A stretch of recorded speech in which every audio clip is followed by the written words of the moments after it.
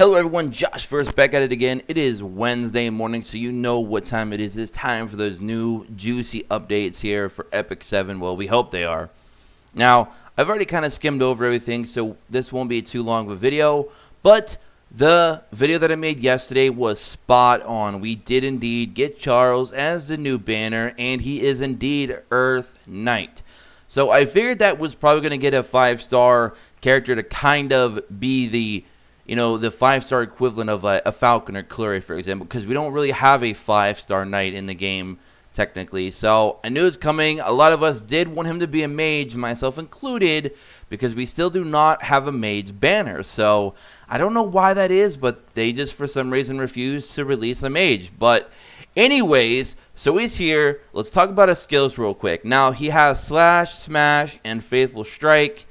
His S1 attacks with a giant sword with a 50% chance to decrease attack for 1 turn and a 25% chance to activate Smash. Effect chance is doubled if the enemy is buffed. So, going to be very good against bosses because, as you know, pretty much almost every boss in this game at some point within the fight is going to have stackable buffs on them. So, you're going to be able to get a little bit more damage output out of that S1, which is going to have no cooldown, which is really nice.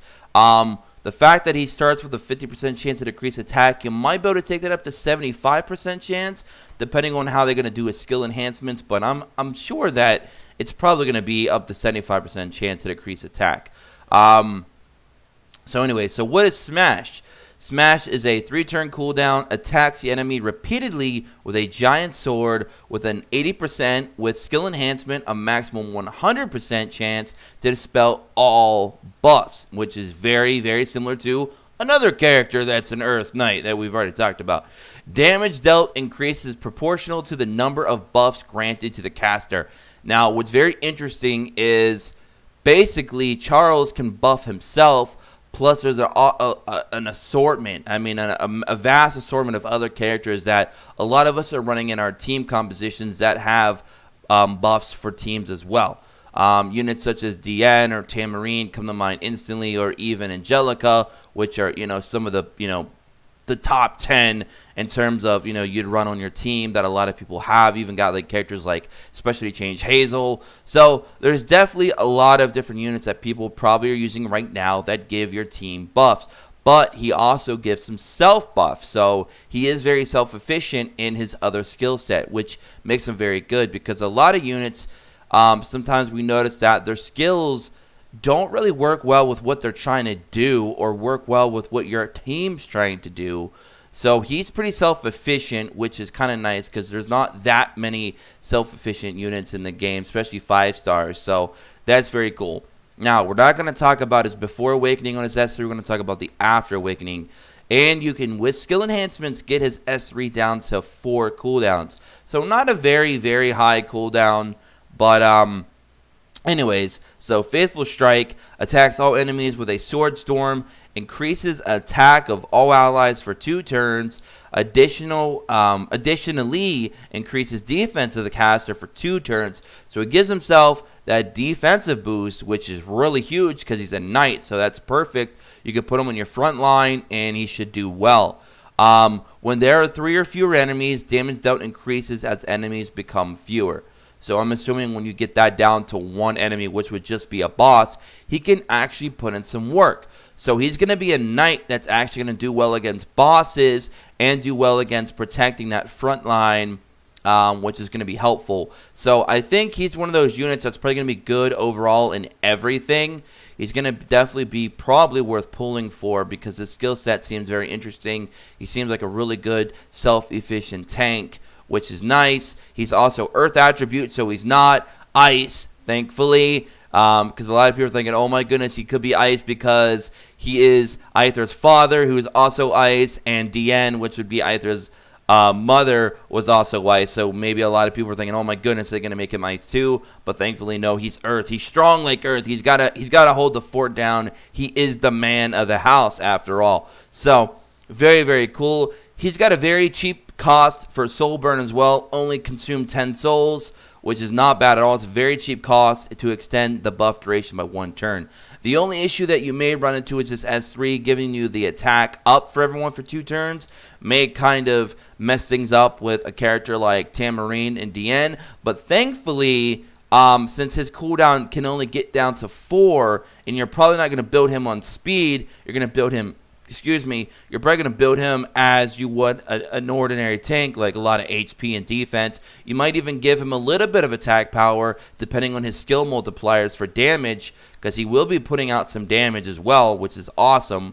I feel like you should be okay, especially with Tamarine, because Tamarine, unless you have Izaria, you're not going to be spamming her idol all that often because she's so self-efficient as well. And her S2 healing now with that new buff that she got is just phenomenal. So I think him and Tamarine would be amazing, especially considering they're off types. One's fire and one's earth. That could allow you to go in with your Luna, who's ice, and then throw in another unit, maybe a Moonlight character, for example, and you'd have a very, very solid rainbow team. So is he good? Yes. Is he going to be amazing? We're going to have to wait and see. Most specifically, we're going to have to wait for the skill multipliers to be data mined and kind of see where he goes damage-wise. But I feel like with that 100% chance to dispel all buffs, how his damage increases on his S2, the less enemies you have. So if he gets down to just a boss fight, it can be very, very crucial. He can lower attack on his S1. It's really nice. And it seems like his S1 can even proc into his S2. So he does a lot of different things. And he increases his own defense for 2 turns, soul burn for 3 turns. So very, very good. I like him. He's very cool. Very cool. I know he may not be that design that a lot of you are going for because he's kind of like an older guy, like a really old man. But I think he looks pretty cool. And I think he's definitely a little bit unique in design to what we've been using in the game so far. So, I like it. It's refreshing. Now, his new artifact, Justice for All, is very interesting because it grants the caster a random buff for 1 turn with a 50% chance, and if you max it out, which means you'd have to pull, I think, 6 of these, it could get it up to 100%. Now, I don't think a lot of you are going to go out of your way to try and pull 6 of these, but if you do, it's a 100% chance at the end of the turn to grant a random buff, which if you put that on him, obviously he gets to have, what skill was it again? It's the S2. His S2 will go off even better because he'll have a guaranteed buff pretty much every turn. So very, very interesting there. I still feel like that artifact isn't all that great because the buff is RNG based, and to get it to 100%, you do have to pull several dupes. So it may not be the thing for a lot of you. A lot of you may stick with Arius or Noble Oath or whatever Knight exclusive that you may have that you might feel a little bit better. Elbrus Ritual Sword is also another good one. So any of those, to be honest. So obviously his drop rate banner will be coming soon. He's also coming with a new side story, The Meaning of Justice. Thankfully, it's a 2-week side story, so it gives you guys some time to like either go in and get it done quick and then take like a chill period, which we all need that break. We need that 1-week break, hopefully. Or you could take this week's off for a break and then go in hard on it next week. However you want to do it. So thankfully, it's a 2-week one. So some of the rewards here. Oh, yeah, by the way, you get the attack and health 30% increase if you're running Izaria or Corvus, and you get attack, health, and defense 50%, obviously, if you use Charles. All right, so some of the rewards. Fuse Nerve, for any of you out there who need Fuse Nerves, which we actually do. You get 6 of those. Small Sun Badge, you get 8. 15 Ring of Glory. So even if you're trying to build up your Angelic, Huz, or DNs, you're getting those rewards here as well, which is very interesting. You get 1 Molagora, no Molagora Go, I don't think, unfortunately. Rip that. You get a Giga Phantasma, you get all the runes, the 15 bookmarks, and then the penguins, and then obviously the gold unlimited. The reputation rewards, you get, it looks like 5 leaves, 80,000 gold, 1 rare catalyst chest, 35 sky stones, 3 silver transmit stones, 50 sky stones, and then 10 more bookmarks, and then you get 3 silver transmits. No gold transmit, unfortunately, for this one at the end. Now, they made some changes to equipment and enhancement improvements. So, basically what they're saying is the main stat, no matter if you pulled a rare or even an epic of the same grading, which in this case they use an example of a 42 epic and a 42 rare, the main stats were still the same. So you're not losing any stat potential there for the main stat. Now you will lose it still in the substats for the very reason that an epic starts with all 4 substats already there, while as for an example with a normal or a rare, you're going to have to roll and roll and roll to get into those additional stats instead of boosting the ones that are already there. So you kind of lose a little bit on that. However, they changed it up slightly to make it a little bit more worthwhile going into rare gear, because a lot of people would see rare gear unless it's of obviously an accessory because they're harder to come by and would just instantly scrap it.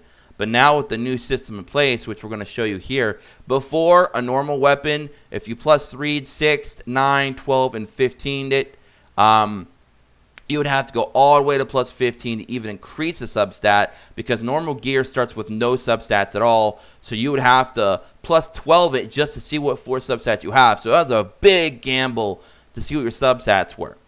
A good was a similar way. You had to take it up to plus 12 before you saw the first enhancement, and you had to take it to plus 9 to see all 4 different substats. And then obviously for a rare, you had to take it to plus 9 to find that out. A heroic was plus 6, and an epic, obviously all 4 substats were already there, so it instantly enhanced one of those 4 the whole way across the board. Now, the changes that they added now, though, is it's still the same for normal gear, so normal gear is still trash. However, good gear, yes, good gear and rare gear and heroic gear all received a pretty big change here. So now with good gear, which is the gear that's green, you get a substat enhancement right off the bat, and then you go and try to roll for your next 3 substats. Now this is very important, because let's say that you find a green gear, a good gear, and the substat that it does come with, the one substat that green gear comes with, is the perfect substat. And it's the only one that you care about. And you just want to have a guaranteed chance for at least to get 1 roll on that, and then the other 3, it doesn't matter. Well, they've now changed it to work like that. And then for rare gear, I think rare gear benefits the most from this new system, because you get 2 substat increases before you even try to roll into seeing what the next 2 stats are. Now, this new system can work 2 ways. It could, for some people, become more expensive than the last system, because now if you want to see what the new substat is, you now have to go to plus 9 to find out instead of plus 6. So it's going to cost you more gold and more resources. But the flip side is if you pull a rare gear that has the 2 perfect substats that you only care about, one of those 2 is guaranteed to get boosted the first plus 6 that you make on the gear. So when you get to plus 9 and 12, obviously nothing is going to get increased again until plus 15. But if you get a rare gear with 2 substats that you absolutely want to get a roll to go into, it's going to happen, because the first 2 enhancements at plus 3 and plus 6 are going to go into one of those 2 substats. So now you have a 50-50 chance of going to those 2 opposed to a normal 25% chance. So this could be good for some of you. This could be bad for some of you. So this is kind of like a 50-50 upgrade when it comes to the equipment feature, in my opinion, because this could go either way.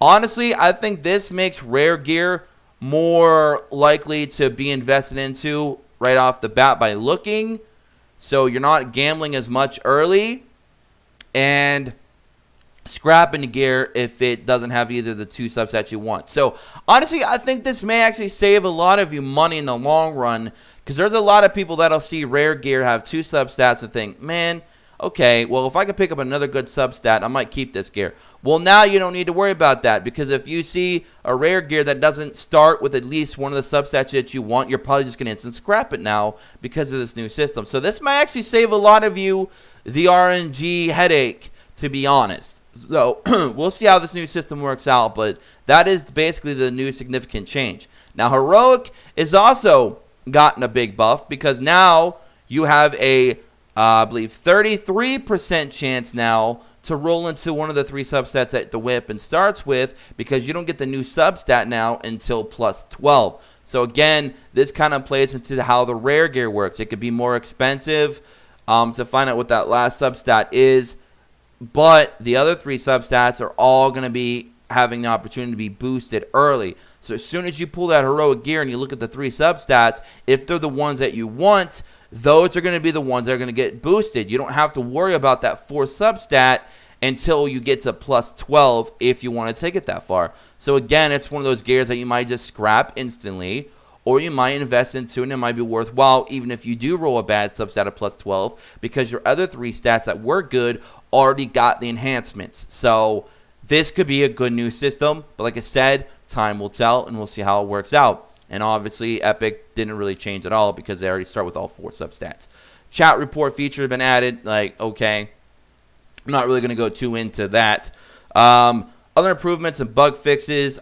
They now added the percentages to a 4- and 5-star summon ticket. As you can see, as we all expected, the 5-star hero pull rate is 15% opposed to 4-star hero 85%, which is ridiculous. But we're not going to go into that. That's probably a video for another day. That's why I highly suggest that you guys always take the Moonlight route, kind of making this ticket completely worthless, to be honest. But whatever.